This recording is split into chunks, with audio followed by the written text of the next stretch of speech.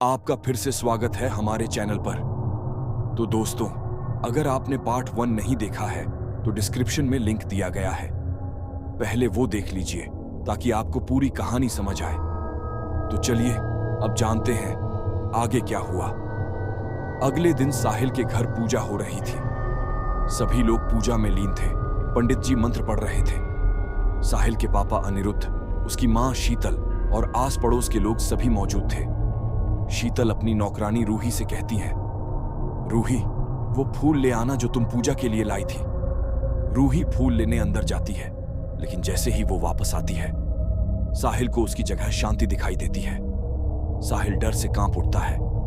जैसे ही रूही उसके बगल में बैठती है, साहिल अचानक चीख उठता है और फूलों की थाली पलट देता है। सभी लोग चौंक जाते हैं। साहिल कांपती आवाज में कहता है, शांति, वो गई नहीं है, वो यहीं है। उसके पापा पूछते हैं, कौन शांति? क्या हुआ बेटा? सच सच बताओ, तुम्हें वो लोग कहां ले गए थे? हम पुलिस की मदद लेंगे, तुम डरो मत। लेकिन साहिल को लक्ष्मी और सोनम की वो चेतावनी याद आ जाती है, किसी को मत बताना वरना पुलिस हमें नहीं छोड़ेगी। साहिल झूठ बोल देता है, जब मुझे ले जाया गया था मेरी आंख पर पट्टी बांध दी थी, मैं कुछ नहीं देख पाया। मां उसे सीने से लगा लेती है। अगले दिन साहिल अपने दोस्तों के साथ क्रिकेट खेल रहा था। वो बैटिंग पर था, लेकिन जैसे ही गेंदबाज उसकी ओर आता है साहिल को उसकी जगह भी शांति नजर आती है। साहिल घबराकर खेल नहीं पाता और गेंद उसके सिर पर लग जाती है। वो जमीन पर गिर पड़ता है। दोस्त उसका मजाक उड़ाते हैं, ज्यादा तेज तो नहीं लगी ना? सभी हंस पड़ते हैं। अभी भी शांति उसे सामने खड़ी नजर आ रही थी। फिर अचानक साहिल चीखता हुआ भाग खड़ा होता है। वो सुनसान जगह पर पहुंच जाता है और वहां भी सामने शांति खड़ी होती है। साहिल भागने लगता है। शांति उसका पीछा करती है। आगे रास्ता बंद था। वो पास आती है और कहती है, देख, मैं वापस आ गई। और फिर शांति साहिल के शरीर में समा जाती है। अब साहिल का व्यवहार बदल चुका था। अगले दिन वो स्कूल जाने की बजाय अपनी मां की साड़ी पहनने लगा, लड़कियों जैसी हरकतें करने लगा। यहां तक कि सड़क पर किन्नरों की तरह नाचकर पैसे मांगने लगा। साहिल के पापा ऑफिस के लिए निकले ही थे कि वो ट्रैफिक में फंस जाते हैं। ट्रैफिक जाम में अनिरुद्ध की नजर अपने बेटे पर पड़ती है। वो साहिल के पास जाकर गुस्से में चिल्लाते हैं, साहिल, ये क्या हाल बना रखा है?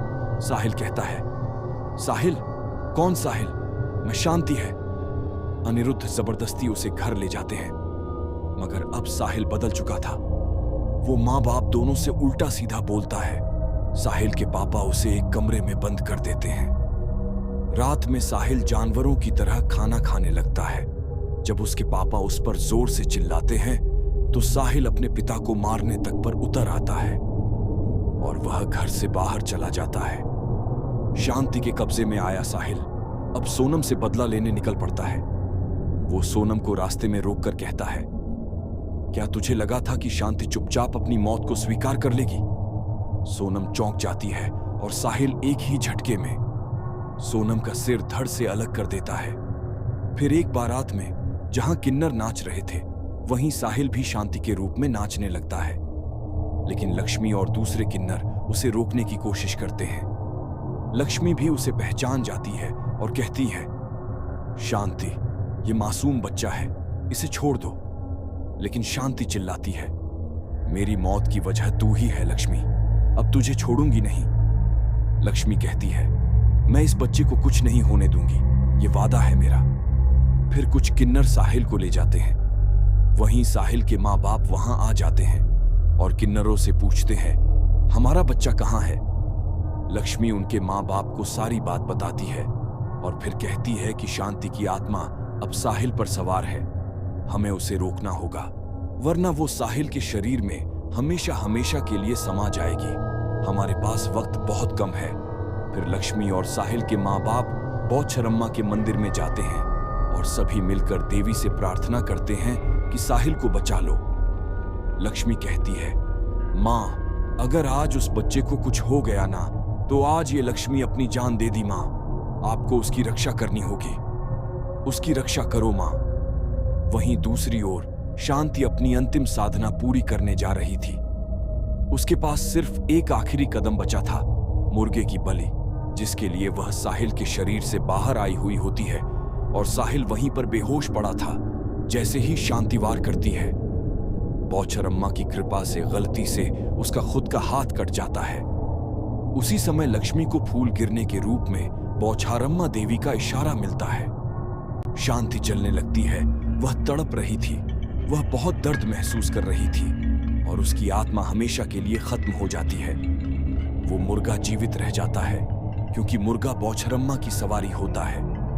तभी लक्ष्मी साहिल के माँ बाप को लेकर मंदिर के पीछे पहुंचती है जहां ये सब हो रहा था। लक्ष्मी बाकी किन्नरों से कहती है, देखो, जो गलत करता है उसका अंजाम शांति जैसा ही होता है। समय रहते मां से माफी मांग लो। बाकी किन्नर जो शांति का साथ दे रहे थे वो भी बहुत शर्मिंदा थे। और फिर मंदिर में गूंज उठता है, बौछार अम्मा की जय। तो दोस्तों, ये थी साहिल और शांति की डरावनी दास्तान। क्या आपने गौर किया कि इंसान चाहे जितनी भी गलतियां छुपाने की कोशिश करे, आखिर में सच्चाई सामने आ ही जाती है। अगर कहानी पसंद आई हो तो लाइक और शेयर जरूर करें। चैनल को सब्सक्राइब करें ताकि आपको ऐसी ही और भी डरावनी कहानियां सबसे पहले मिलें।